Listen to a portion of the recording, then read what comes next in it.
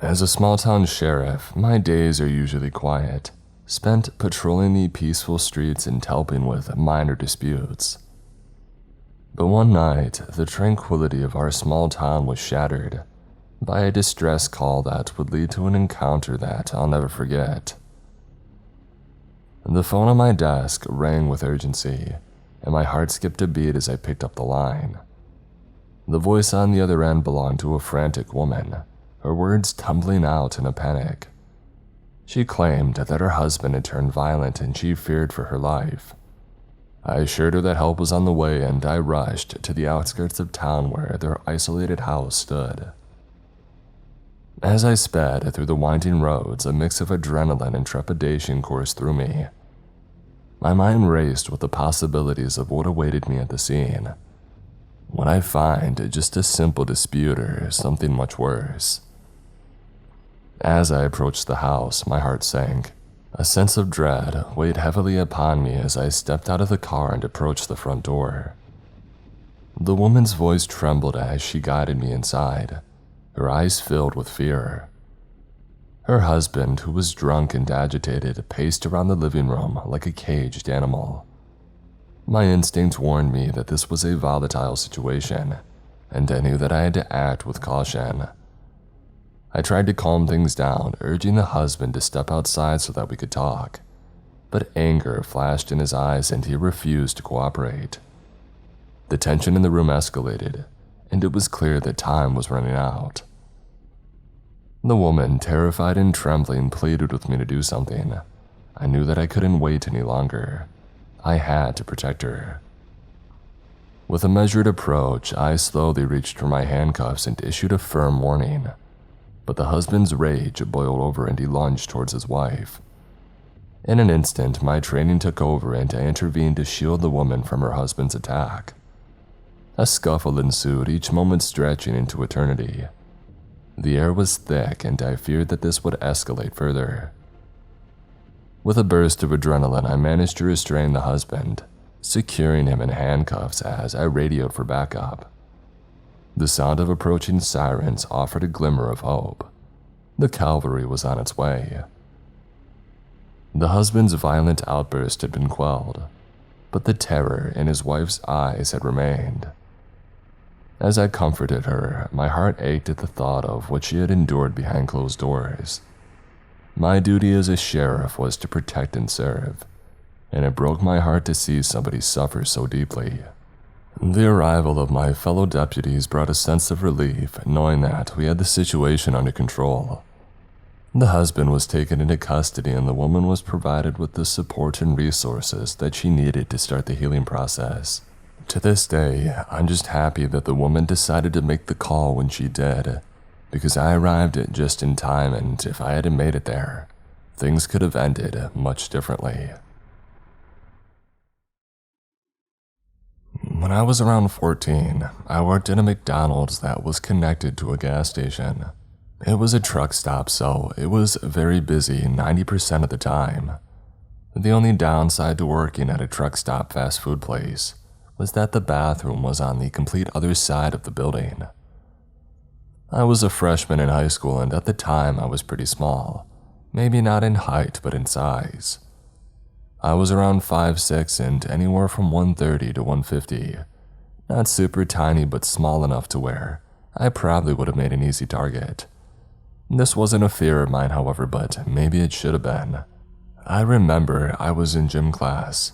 It was maybe the middle of the school day, and it was one of those days where we could just sit on the side and catch up on work for other classes if we didn't want to participate in the game. My friends and I did this almost all the time, and almost never actually worked on anything important. We were laughing and joking around until I received Power School notifications from my school iPad, excusing me from the remaining classes of the day. I was really confused, considering my mom hadn't mentioned anything about picking me up early, and I was only seeing my dad every other weekend, and he wasn't the type just to pick me up from school. I was grounded at the time, so I didn't have a phone with me, other than a cheap flip phone my mom had gotten me from Walmart. I texted her about the notifications, but before I got a response back from her. My gym teacher told me that I needed to grab my things and go to the office because my mom would be picking me up. This confused me even more, and I shot my mom another text message, asking if she was picking me up from school. She freaked out and told me not to leave the building.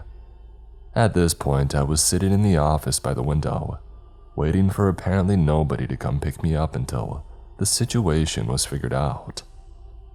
My mom ended up calling the school and letting them know that I wasn't allowed to leave without anyone that day. Apparently, whoever called had claimed to be my mom and said they were coming to pick me up. As far as I know, nobody ever showed up to pick me up, and I didn't hear anything else about it. My mom wasn't comfortable with me working at a truck stop, and we got my location switched to a McDonald's that was closer in town and wasn't connected to a gas station. What we think might have happened is somebody saw my name tag and possibly called all the schools in the area until they found me, but I still have no idea how they would have known my last name.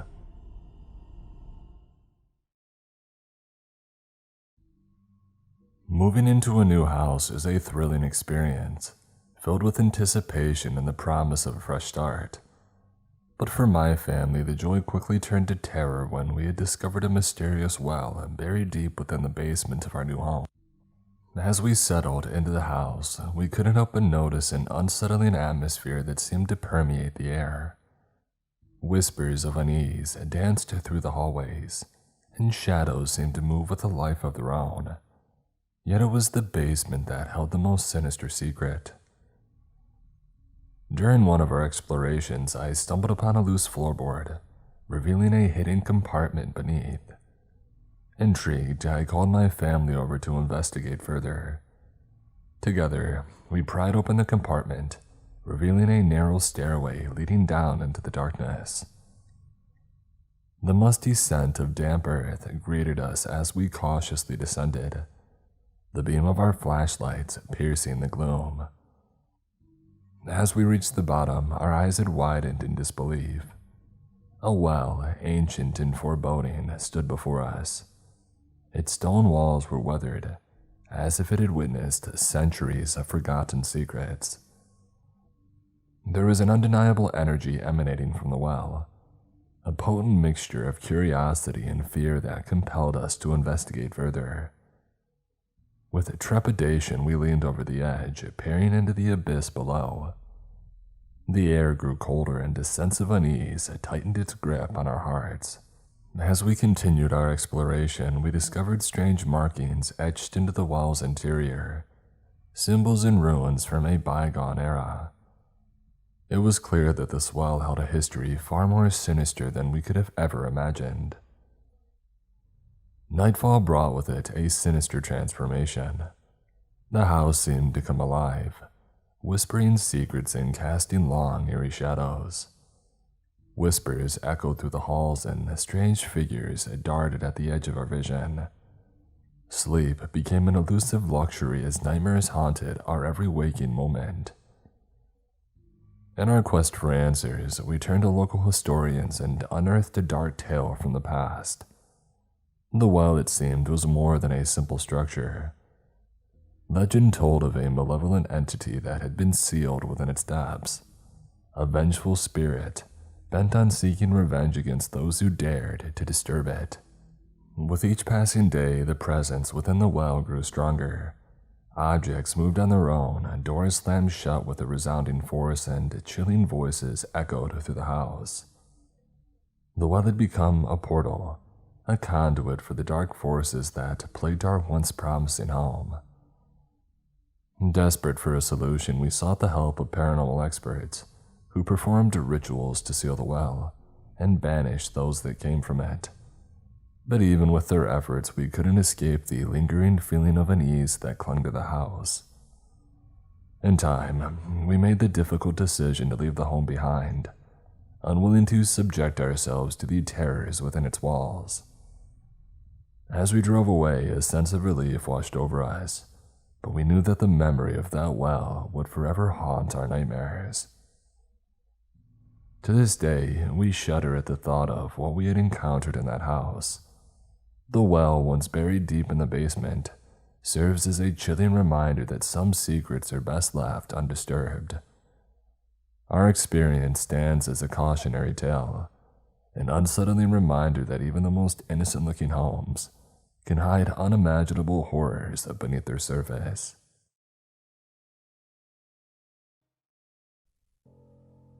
I've had my fair share of creepy people throughout my life.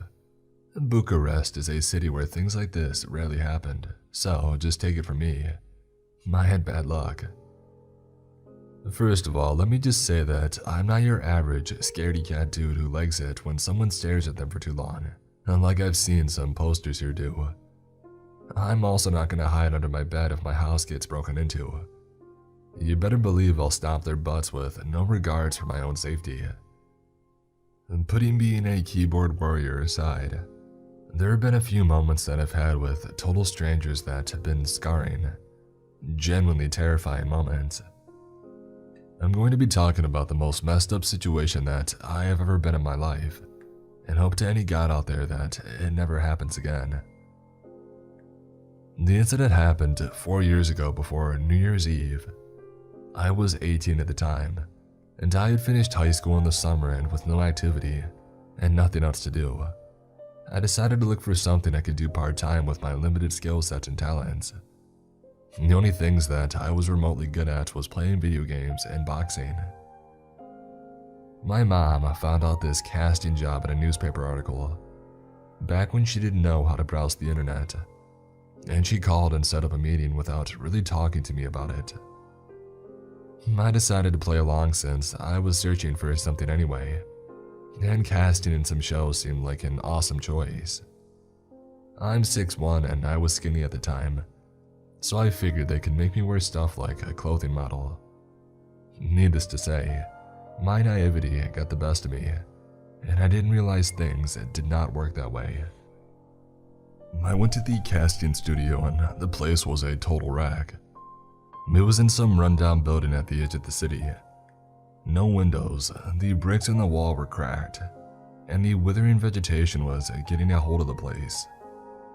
It was also strange that there were no people around, but I figured this is the city's edge and all, then it should be a normal sight. I realized that there was no front door, so I went down some stairway on the far end of the building, which led me to a rotted wooden door. There was no handle or anything, so I didn't even know if I should push or try to pull it with the tip of my finger somehow. I decided that it must be the wrong place, so I called the number which my mom provided me with, and somebody answered. It was, well, she said that she was a woman, but I thought she was a man at first. She had a very low-pitched voice. She was very sweet and patient with me, and told me that this is indeed the building that I should go into. That I should try to hold the door and push it up a bit, and then pull it towards me slowly so it wouldn't break from the hinges. And not to be afraid when I come inside because it's going to be pitch black. Apparently there's no electricity in that area, so I would just need to go forward until I feel another door. And that'll take me to another hallway which is completely lit up and take me to their office. Now hold up. What kind of insane person do you think I am to do this? I watched way too many horror movies to know this is all kinds of bad. The lady on the other side gave me a brief explanation on why the office was like this. Apparently, this was an apartment complex built in the 60s, but it got really wrecked after the '77 earthquake, which killed quite a few people because some of the pillars on the second floor were unstable beforehand. So they had to close it and no one's really done anything with it since. Since this casting company's budget was really low, they couldn't afford to have a nice looking office and to be in a good looking place, or at least a safe one. If you're having trouble with logic here, they were her words and not mine. One thing that I found sketchy is that somewhere in this conversation, she said, "You're alone, yeah?" I thought it was a bit strange, as if she could see me somehow. Her story seemed legit though. I closed the call, opened the rotting door, and sure enough, darkness. I should point out that when I pulled the door to me, there was a chair in front of it, probably to block it from collapsing inward, as it apparently swung both ways because of its state of decay. I activated my phone flashlight to look around, and it was really empty. Just a few chairs in the corner, and a white ragged and dirty looking tarp on the ground next to them. The door in the front had the same aspect of rotting wood. I figured that they would at least renovate that one to make it look more appealing. I pushed the door gently, and it opens with a very loud creak. I think I should have pulled it. But this one didn't have a handle as well. Everything was still dark. I started questioning the system that they use and the fact that they're not professional. The lady told me that this hallway would be lit up, yet it wasn't. With my phone flashlight still on, I scanned the room for clues as to where the office might be. I know how this must seem to you listening to this. How did I not pick up on this incredibly sketchy situation? I'm just used to this. In the past, me and my parents didn't have light sources in our backyard, so whenever I needed to get something from the pantry, which also did not have a light source, I would do so in total darkness. This whole thing was getting on my nerves, so I deactivated my flashlight and decided to call the phone number again. As soon as I put my phone on my ear, and the light it emitted went out, I heard a loud creak behind me, the sound of the rotting door that I pushed out earlier getting put back into place. I jumped at the sound and let out a sharp yell. I instinctively put my phone out, but the light the dial screen was letting out was too weak to see in front of me. "Hello?" I asked in a worried voice. No response. But in a second, I could hear the dial tone from my phone and hear a Nokia ringtone, the piano one, from the other side of the room where the door had been closed. I stay silent for a moment and the ringing stops. I have never been more horrified in my life. I crouched down and started moving along the wall to my left, as quickly and quietly as possible. I hear very quiet footsteps coming from my right, but I couldn't tell if they were coming toward me. I formulated a very basic escape plan in an instant. I had a general idea of where the door was, and the footsteps seemed to be directionless. I took 2 coins of 50 bani out of my back pocket and threw them at the other side of the room, and then I booked it. I pushed on the edge of the door at first because I ran away way too fast and had no idea where the door was exactly, and then I pushed against it to get out of the room. I tripped because I expected no resistance, yet a chair was blocking the other side. I heard scampered footsteps behind me and slight grunts. I get up and run away in the dark room with no regards to what I may hit on my path. I just knew the exit would be right in front of me. Sure enough, I hit another chair on the way, the one that I found blocking the door at the entrance, and it propelled me so hard that I bashed the door and knocked it off its hinges. I opened my eyes and I was outside, so my first instinct was screaming for help at the top of my lungs. I looked at the building and finally see him. A tall, overweight man, probably around 300 pounds, carrying a cloth in one of his hands. He was wearing a white tank top and jeans or sweatpants. I really couldn't be bothered to notice at the time.